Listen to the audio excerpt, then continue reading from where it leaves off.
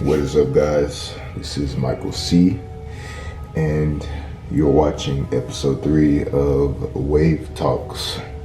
So, let me wet my hair up real quick so we can get right to it, and I will tell you guys in a little bit what we're going to be talking about today.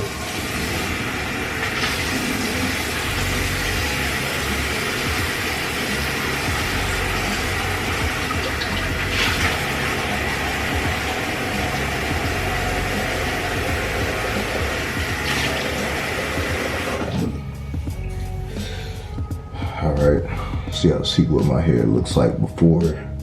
So let's see what we can do in the next few minutes. But anyway, what I want to talk about today is lifting calm versus lifting hype. So, some people like to lift like super calm, super chill, listening to like super calm music, whatever type of music you like to listen to, whether it be like R&B or country, or if you like to listen to depressing music or whatever, when you lift, and just rely on as little hype, as little outside stimulus as possible, whether that be lifting alone instead of lifting with groups of people, or whether that be lifting with either chill music or lifting with no music at all. Different people like to listen to different types of music, and some people like to lift with groups of people, some like to lift alone, but anyway, lifting calm versus lifting hype. Whereas lifting hype is lifting with more upbeat music, whether that's like hip hop, trap music, or some people like to listen to like metal or whatever, and some people rely on like groups of people. Some people feed off of the energy of the people that they train with, and also not even just those types of stimulus, but also lifting with like pre-workout, or some people like kind of a in between, between like the calm and more hype. They might use a nootropic, which is like basically like a cognitive enhancer, whatever. This isn't a supplement video, so I'm not gonna explain all that, but yeah, basically that's the difference between lifting calm versus lifting hype. Some people fall somewhere in between both of those, but different people like different things at different times and at different places. And so I almost dropped that. Y'all saw them reflexes though. I caught that thing mid-air. But anyway, I guess I'll talk about kind of the pros and cons of both to me personally. So the main pros that I would see with lifting calm, or you have kind of a clear head when you're lifting. Obviously, when we're talking about powerlifting, and not even just powerlifting, but just lifting in general, every lift requires a specific technique. And so when you're getting into powerlifting, like the longer you do it, the more you start to establish like your specific setups and your specific cues and things that go through your head when you're performing each movement. And so when you're thinking of this, when you're thinking of all these cues and everything, for a lot of people it's a lot easier to go through. My toes should be pointed this way, my grip should be right here, I plant this foot, and then I plant this foot, and then so on and so forth. And so it tends to be a lot easier to go through all those things when you're more calm, when the music is a little bit more chill, you don't have a lot of people in your ear screaming at you and things like that.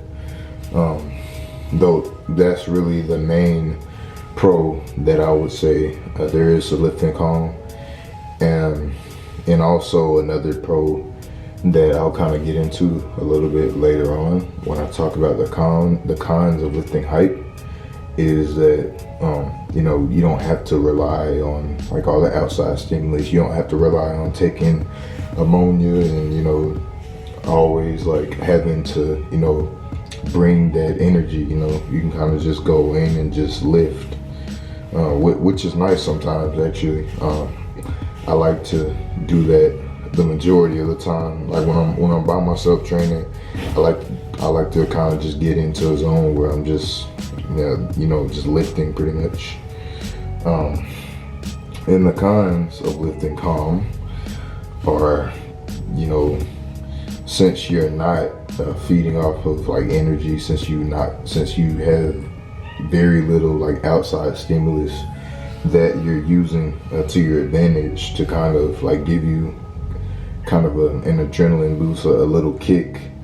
Since you're not relying on any of that, things can be a little bit slower because things can be a little bit more sluggish. If you're talking like trying to like be chill, trying to be calm on like a primary day, like a day where you're lifting like heavier, higher intensity, it might be a little bit better for you to bring the hype on that day. And also, if you're not used to like that different level of hype, and then you show up on meet day and you got people like yelling in your ear, you got music blasting, you got all this different stuff going on, and you're hit like with a surge of energy come meet day, and you're not used to that, then it can kind of throw you off a little bit, since you've never lifted in that type of environment, with all the people watching and things like that. Some people might get nervous even from it if they've never experienced that before. So I think that's a huge con of potentially of not lifting heavy. I mean, not lifting heavy, but not lifting hype, lifting calm. And so now let's get into the pros of lifting hype. So the biggest pro of lifting hype for me, I would definitely have to say is, you feed off that energy, you feed off of the crowd, you feed off your pre-workout or whatever it is, and that extra boost that you get, you'd be surprised how much you can really get off of that like extra burst of energy, how much you can get out of it. I know for me personally, the difference from when I'm like just by myself in the gym, just kind of going through it or whatever, versus like on Saturdays when I train together with all of my friends and everything, the difference in just how I feel, it's like night and day, literally. Which is why, we like to train together a lot of the time on the Saturdays and like just bring the hype for each other. And it makes a difference, not just physically, but mentally as well. I know for me personally, a lot of the times my thought process can kind of be, if I feel like people are watching me like lift, then I'm like, man, I'm not about to fail a lift with everybody watching me. I can't make myself look bad out here. So, I really have more of a desire to show up when people are watching. And on the physical side of things, like you can literally add, like when you're really feeling adrenaline and you're really like feeling it, you could literally add a good, I don't know, it varies from person to person. Let's just say meet day, along with the peak and everything else, you show up on meet day to a meet and you're feeling hype like you've never felt before. When you're in that environment, you hear people screaming for you, you see people screaming for you, you can literally add like a good 10, 15 pounds onto whatever you might be capable of just pulling up to the gym on any given day. Again, if that kind of varies from person to person, but I know for me personally, I get quite a bit out of hype. And so the cons with that are that hype can be over abused, and it can get to the point to where it doesn't really affect you anymore. It doesn't really benefit you anymore. So like if you're someone who frequently uses like caffeine or any type of pre-workouts or stimulants or whatever, like you're using it daily, then you've probably built up a tolerance for it, and you're probably at a point now where you don't feel normal on days that you don't take pre-workout or anything like that. So now it's to a point where it probably isn't even really helping you anymore. It's more so you're taking it out of necessity now, and not to actually give you a boost.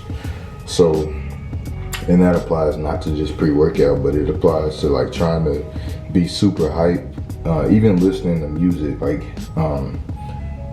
I think there's been studies on this. I can't like quote any specific studies, but I'm pretty sure you've all experienced this, where like the first time you listen to a song that might really like get you going, you might be like going crazy off of it. Like you listen to that song, especially if you hear it for the first time while you're lifting, it might like, you might start lifting on another level, lifting something that you never touched before. But you start to listen to that song like every day, or you start listening to it over and over again, and the more you listen to it, the less of an effect that it has on you, because it's like you heard it already 1,000 times. Now, granted, you can still like, listen to the music and it'll still like hype you up or whatever, but it's never gonna have the same effect that it had the first time that you listened to it. And especially if you're like over listening to it, like every time you train, listening to it, through the whole session, it's just not gonna have the same effect on you. It's more so gonna be, you're just kind of just listening to it because you like the song, but it's not like it's getting you hype like it was maybe when you first heard it. Or if you're, someone who likes to sniff ammonia tablets or whatever, if you do it every now and then yeah, it can definitely like wake you up. It can definitely help you out. But if you're someone who starts to like use them for like just not even for a max attempt, like you're just warming up. Like I've seen people do that before. You're just warming up and you're like taking ammonia tablets and you're like screaming and listening to music and like just trying to like get going through your warm-ups, not even hitting, heavy sets yet. For you, it's just like once if you're like constantly doing that, constantly trying to bring that hype, it's gonna be harder and harder to get yourself to that level. And not only that, but it's gonna be harder for that to actually have any type of effect, any type of significant effect on you.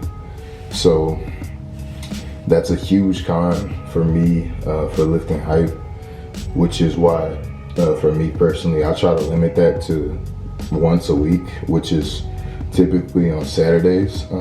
So it has, on that one day per week that I do it, it ends up having a much more significant effect on my performance on that day, which that day is my most important day of the week for training.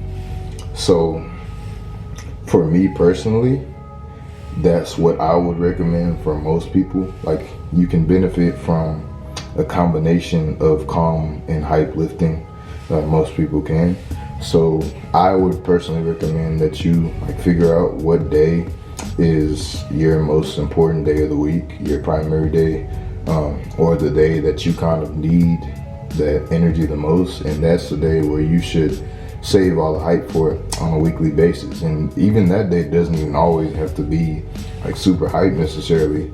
Like even just this last primary day that I had, I was pretty chill the whole time. Of course I was listening to music and everything, but I wasn't in there, screaming and like just, I was pretty much just lifting, just going through my cues and just lifting.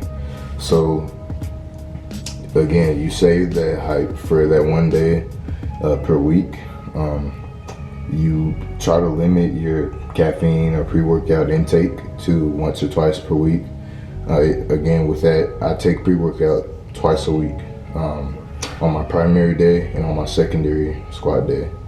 So, and sometimes I don't even take anything on my secondary day. So, again, that helps significantly with like making sure that you don't build a caffeine tolerance or tolerance to anything else, and it just helps. It just helps with the effectiveness of lifting hype, and it also helps to drill, you know, some of those cues in your head, because when you are lifting hype, you don't get as much of an opportunity to drill those cues in, because you're filled with all this adrenaline and you're not really thinking. You're kind of just, you know, running through things. And then for me specifically on meet day, of course meet day is always going to be a lot more hype in general, but for me personally, how it goes is I'm hyped for squats, especially going into working up to my squat opener,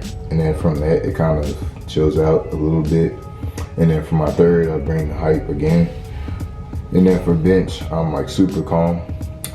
That's when I don't even really listen to music for bench and meets. I'm mostly like just talking to people, just kind of chill, because it's a little bit more of a technical lift for me, so it requires me to be a little bit more calm.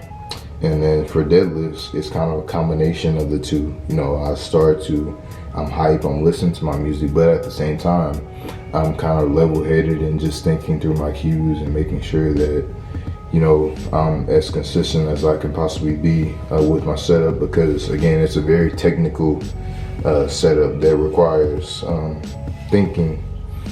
But at the same time, you know, I need a little bit of height, you know, especially for that third pull.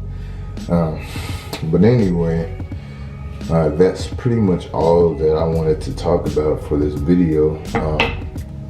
Hope I didn't do too much rambling for that, and I hope you got a little bit of something out of it. So let's see what my hair looks like now. I think it looks pretty good. So take a look at that. Again, y'all see that weak side that just, it's stubborn. It's improved over time, but it's still very stubborn.